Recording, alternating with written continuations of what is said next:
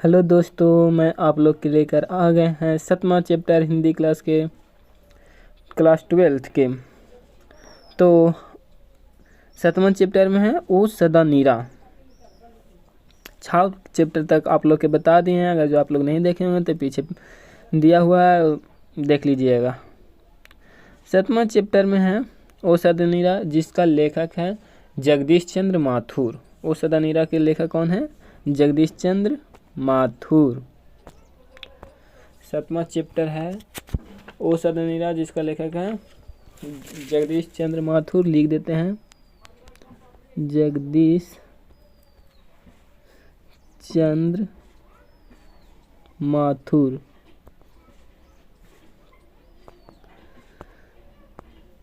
जगदीश चंद्र माथुर,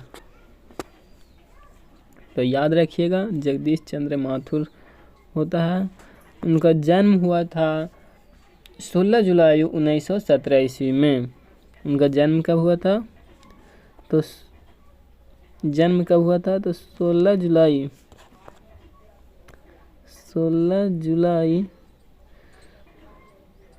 1917 ईस्वी में हुआ था। कब हुआ था? याद रखिएगा 1917 ईस्वी में। उनका जन्म कब हुआ था? तो 16 जुलाई 1917 ईस्वी में। और निधन कब हुआ था? तो निधन याद रखिएगा, निधन 17 मई 1978 ईस्वी के। निधन कब हुआ? 14 मई 1978 ईस्वी में हुआ था। तो चलते हैं अब। उनका जन्म कहाँ हुआ था? तो याद रखिएगा शाहजहाँपुर। जन्म कहाँ हुआ था? शाहजहाँपुर, उत्तर प्रदेश में हुआ था। कहाँ हुआ था? उत्तर प्रदेश में। तो अब चलते हैं क्वेश्चन की ओर। पहला क्वेश्चन है, बहुजन संप्रेषण के माध्यम पुस्तक किसने लिखी है? तो इसका राइट आंसर हो जाएगा जगदीश चंद्र माथुर। कौन लिखे हैं? जगदीश चंद्र माथुर। फिर से एक बोल देते हैं, बहुजन संप्रेषण के माध्यम पुस्तक किसने लिखी है? तो इसका राइट आंसर हो जाएगा जगदीश चंद्र माथुर। तो चलते हैं अब। दूसरा क्वेश्चन है, निम्नलिखित में कौन सी रचना जगदीश चंद्र माथुर की है? तो याद रखिएगा, निम्नलिखित में कौन सी रचना जगदीश चंद्र माथुर की है पूछेगा तो आप लोग बताइएगा। ओ सदा नीरा। ओ सदा नीरा के लेखक कौन है? जगदीश चंद्र माथुर। तो अब चलते हैं। तीसरा क्वेश्चन है, ओ सदा नीरा शीर्षक पाठ किस विद्या के अंतर्गत आता है? तो ओ सदा नीरा इस किस विद्या के अंतर्गत आता है? तो इसका राइट आंसर हो जाएगा निबंध। ऐसे हम आप लोग के एक ही वीडियो में निबंध ही हम बताए हैं, कौन निबंध है कौन कहानी है, तो देख लीजिएगा प्लेलिस्ट में जा कर के। चौथा क्वेश्चन है, जगदीश चंद्र माथुर मूलतः क्या थे? तो इसका राइट आंसर हो जाएगा नाटककार। क्या है? नाटककार। याद रखिएगा। पाँचवा में है ओ सदा नीरा निबंध बिहार के किस क्षेत्र के संस्कृति पर लिखी गई है? तो इसका राइट आंसर हो जाएगा चंपारण। ओ सदा नीरा निबंध बिहार के किस क्षेत्र की संस्कृति पर लिखी गई है? तो इसका राइट आंसर हो जाएगा चंपारण। तो याद रखिएगा। फिर छठा में है, चंपारण क्षेत्र में बाढ़ का मुख्य कारण क्या है? तो चंपारण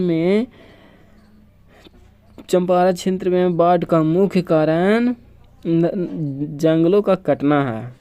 क्या है? तो जंगलों का कटना। वहाँ जंगल बहुत समय से कटाई हो रहा था, एकदम बहुत कट गया, साफा हो गया, तो वहाँ बाढ़ ज़्यादा आने लगा।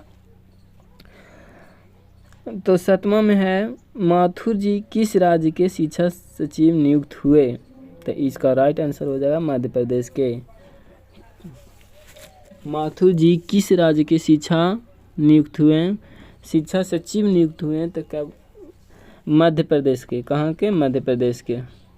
8वां में, 12वीं सदी के लगभग 300 वर्ष तक किस वंश का शासन था? तो इसका राइट आंसर होगा कर्नाटक वंश का। कर्नाट वंश। क्या हो जाएगा? कर्नाट वंश। 12वीं सदी के लगभग 300 वर्ष तक किस वंश का शासन था? तो इसका राइट आंसर हो जाएगा कर्नाट वंश, याद रखिएगा। 9वां में है अंग्रेज ठेकेदारों ने किस चीज़ के खेती का विस्तार किया? तो इसका राइट आंसर हो जाएगा नील की खेती। क्या हो जाएगा? नील की खेती। अंग्रेजों ठेकेदारों ने किस चीज़ की खेती का विस्तार किया है? तो इसका राइट आंसर हो जाएगा नील की खेती। क्या हो जाएगा? नील की खेती। 10वां क्वेश्चन कहता है राजा हरिश्चंद्र देव को गयासुद्दीन तुगलक का सामना कब करना पड़ा? राजा हरिश्चंद्र देव को गयासुद्दीन तुगलक का सामना कब करना पड़ा? तो इसका राइट आंसर हो जाएगा 1325 ईस्वी। 1325 ईस्वी को, 1325 याद रखिएगा, 1325। फिर धांगड़ों के नील की खेती के सिलसिले में कब लाया गया? तो इसका याद रखिएगा 18वीं शताब्दी में के अंत में, 18वीं शताब्दी के अंत में, 18वीं शताब्दी के अंत में याद रखिएगा। धांगड़ों की नील की खेती के सिलसिले में कब लाया गया? तो 18वीं शताब्दी के अंत में। पुंडलीक जी कौन थे? तो इसका राइट आंसर हो जाएगा शिक्षक। पुंडलीक क्या है? पुंडलीक जी कौन थे? तो इसका राइट आंसर शिक्षक। निम्नलिखित में से कौन सा नाटक जगदीश चंद्र माथुर रचित है? तो इसका राइट आंसर हो जाएगा कोणार्क। क्या हो जाएगा? कोणार्क। क्या हो जाएगा? कोणार्क।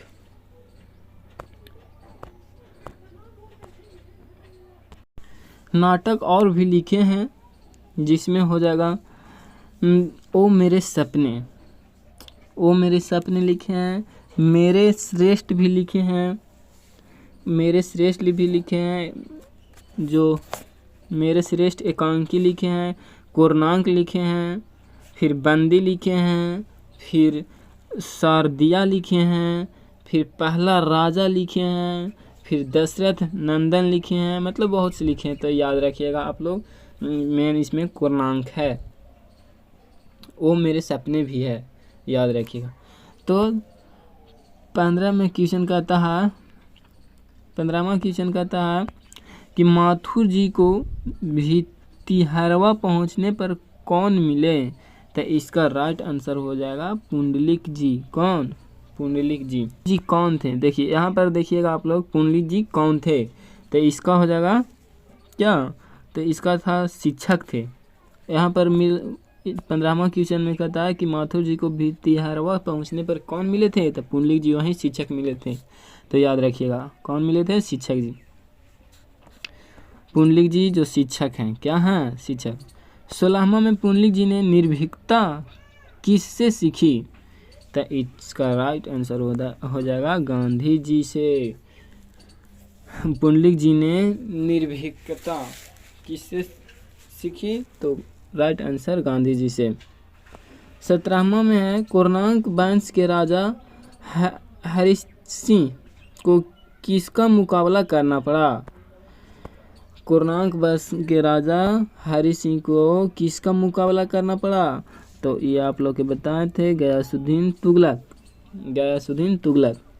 चंपारण में 18वां क्वेश्चन का था चंपारण में धांगड़ कहाँ से आए? तो याद रखिएगा चंपारण में धांगड़ छोटा नागपुर से आए।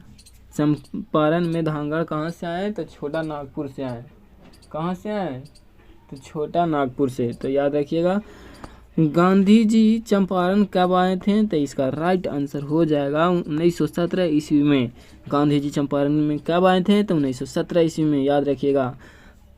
फिर 20वां क्वेश्चन है। 20वां क्वेश्चन कहता है तिनकठिया प्रथा का संबंध है। तिनकठिया प्रथा का संबंध है किससे है? तो नील की खेती से। क्या से है? तो नील की खेती से, याद रखिएगा। फिर 21वां क्वेश्चन कहता है पंडई नदी कहाँ तक जाती है? पंडई नदी कहाँ तक जाती है? तो इसका राइट आंसर होगा भीखनाथोरी में तक। भीखनाथोरी तक जाती है। कहाँ तक जाती है पंडई नदी? तो भीखनाथोरी तक। 22वां क्वेश्चन है ब्राज कहाँ बन रहा था। ब्राज कहाँ बन रहा था, तो इसका राइट आंसर हो जाएगा भैंसालोटन में। भैंसालोटन में कहाँ बन रहा था, तो भैंसालोटन। फिर 33वां क्वेश्चन कहता है आम्रपाली आम्रपाली ने तथागत को क्या सौंपा था। आम्रपाली ने तथागत को क्या सौंपा था, तो इसका याद रखिएगा आम्रवन। क्या, तो आम्रवन याद रखिएगा। तो 24वां में कहता है मठ के महंत ने गांधी जी को कहाँ शरण दी। मठ के महंत ने गांधी जी को कहाँ शरण दी, तो इसका राइट आंसर हो जाएगा एक महुए के पेड़ के नीचे। क्या चीज का पेड़ था, तो महुआ के, याद रखिएगा। ऐसे नाम है महंत, क्या नाम है, महंत, तो कहाँ देंगे, तो महुआ के पेड़ तक, याद रखिएगा। म से महंत, म से महुआ। फिर 25वां में कहता है जगदीश चंद्र माथुर जी का जन्म कब हुआ, तो ये आप लोग बताए थे कि 16 जुलाई 1917 ईस्वी में हुआ था। कब हुआ था, 16 जुलाई 1917 ईस्वी में। वैशाली महोत्सव की बीजारोपण किया, तो इसका राइट आंसर हो जाएगा जगदीश चंद्र माथुर ने। तो 27वां क्वेश्चन है कौन सी कृति माथुर जी की नहीं है। 27वां में कहता है कौन सी कृति माथुर जी की नहीं है, तो इसका राइट आंसर हो जाएगा रेशमी टाई। राइट आंसर हो जाएगा रेशमी टाई। और कौन कौन है, तो कोरनांक है, बंदी है, मेरी बांसुरी है। कौन कौन है, तो कोरनांक है, मेरी बांसुरी, बंदी और कोरनांक।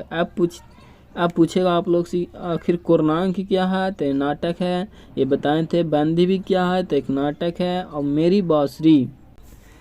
बांसुरी एकांकी है, जो सर्वप्रथम लिखे थे। सर्वप्रथम क्या लिखे थे, एकांकी जो है मेरी बांसुरी, याद रखिएगा। सर्वप्रथम कौन क्या लिखे हैं, तो एकांकी है जो मेरी बांसुरी, तो याद रखिएगा। 28वां में कहता है कौन सी कृति माथुर जी की है, तो भोर का तारा।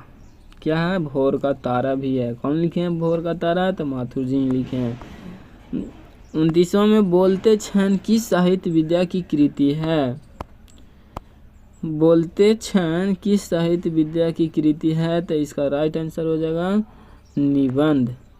क्या हो जाएगा, निबंध।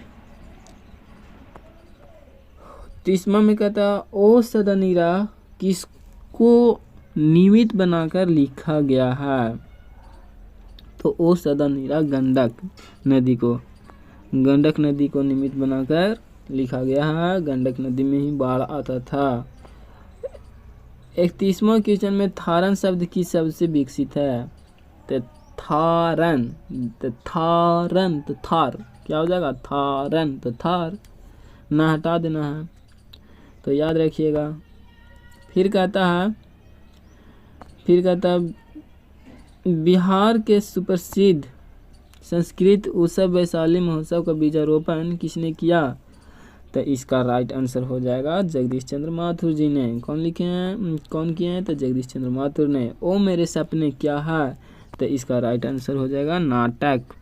ओ मेरे सपने क्या है, तो नाटक। 34वां क्वेश्चन कहता है गौतम बुद्ध का अभिवार कब हुआ था, तो इसका राइट आंसर हो जाएगा 2500 वर्ष पहले। कब हुआ था, तो 2500 वर्ष पहले, याद रखिएगा। फिर 35वां क्वेश्चन कहता है राजा हरिश्चंद्र देव को किसका मुकाबला करना पड़ा था, तो इसका राइट आंसर हो जाएगा गयासुद्दीन तुगलक। ये तो पिछले बार भी आ गया था। राजा हरिश्चंद्र को किसका मुकाबला करना पड़ा था, तो गयासुद्दीन तुगलक। ये VBI क्वेश्चन है, इसीलिए बार बार आ रहा है, तो आप लोग याद रखिएगा। 36वां में कहता है ओ सदानीरा के लेखक कौन है, तो जगदीश चंद्र माथुर। कौन है, जगदीश चंद्र माथुर। फिर 37वां में कहता है कोरनांक कोणार्क के नाटककार कौन है? तो इसका राइट आंसर हो जाएगा जगदीश चंद्र माथुर। और 38वां में कहता है 10 तस्वीरें की रचना कौन है? तो इसका भी राइट आंसर क्या हो जाएगा? तो जगदीश चंद्र माथुर। 10 तस्वीरें के रचनाकार कौन है? तो जगदीश चंद्र माथुर। क्वेश्चन ख़त्म होता है तो हम चलते हैं, अब अगला वीडियो में फिर मिलेंगे। तब तक के लिए जय गुरुदेव।